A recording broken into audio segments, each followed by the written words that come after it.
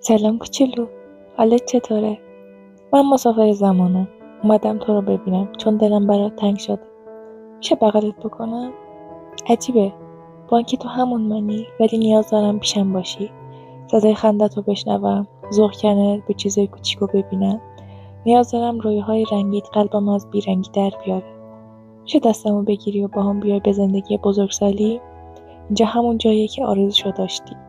الان 20 سالمونه، ولی خبر بد اینه که هیچ خبری از کارخونه شکلات سازی یا پول نامحدود نیست. هنوز به شکل معلق بین کلی رویا دارم زندگی رو به سر میبرم. ترسیدم، گم شدم، خستمه. این زندگی اونقدریم که فکر میکردی قشنگ و رنگی نیست. نظر چیه به جای اینکه تو با من بیای من باهات اینجا بمونم؟ حس میکنم نمیتونی منو بشناسی. بهت حق میدم، ما در عین تفاهم زیاد پر تفاوتی. من خیلی تغییر کردم، ولی خب این تغییراست که توی 20 ساله رو شکل داده. میخوای بهت از زندگی که قرار داشته باشی اسپویل بدم؟ شاید کار درستی نباشه، ولی احتمالا وقتی بزرگ شدی این مکالمه شبیه خواب توی گوشه از ذهنت محو بشه.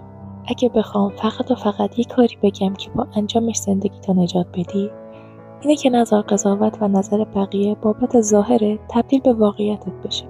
هیچ کدوم از اونایی که دلتو به نیت خیرخواهی یا دلسوزی شکستن قرار نیست تو زندانی که با حرفاشون برات ساختن کنارت باشن.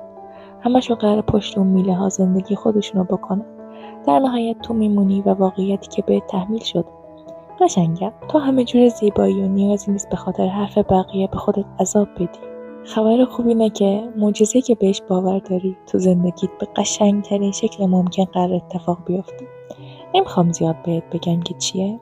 وقتی بزرگ شدی خودت میفهمی. فقط در این حد بدون که همین یه معجزه قشنگترین بهونه برای عاشقانه زندگی کردنه. وقتی پیداش کردی بهش سفت بچسب که ناجی زندگیت قرار اون باشه. بذار بهت از آدمای قشنگی قرار وارد زندگیت بشن بگم. بعضیاشون بهار خیلی قشنگی رو بهت هدیه میدن، ولی با شروع خزان نقششون رو تو زندگی از دست میدن و به عنوان خاطره قشنگ تو ذهنت تک میشن. ولی یه چند نفری هستن که ریشه تو زندگیت دارن و با وجود هر باد و خزانی باز باد میمونن. قدرشون رو بدون، چون یکی از بزرگترین نعمتایی که من بابتش احساس خوشبختی میکنم همین آدما. اگه اون آدما ریشه‌های تو باشن، تو خود اون درختی. هیچ وقت فراموش نکن کوچولو، هیچ کس به اندازه تو نباید برای خودت مهم باشه. قبل از هر کسی باید عاشق خودت باشی تا بتونی به بقیه عشق بورزی. قبل از اینکه بخوای دنیا رو قشنگتر بکنی باید یاد بگیری خودتو با همه ضعفات، با همه شکستات، با همه شجاعتات، با همه ترسات بغل کنی، دوست داشته باشی و باهاش مهربون باشی. تو خود اون شخصی هستی که از لحظه اول زندگی تا آخرش کنار خودتی.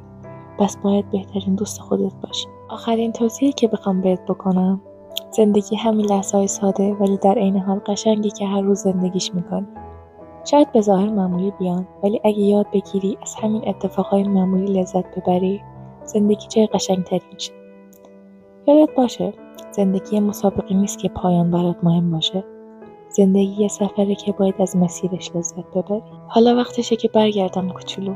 نمیدونم این ملاقات واقعی بود یا فقط یه خیال قشنگ.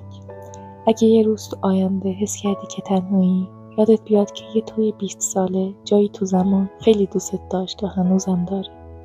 به امید دیدار کوچولوی من.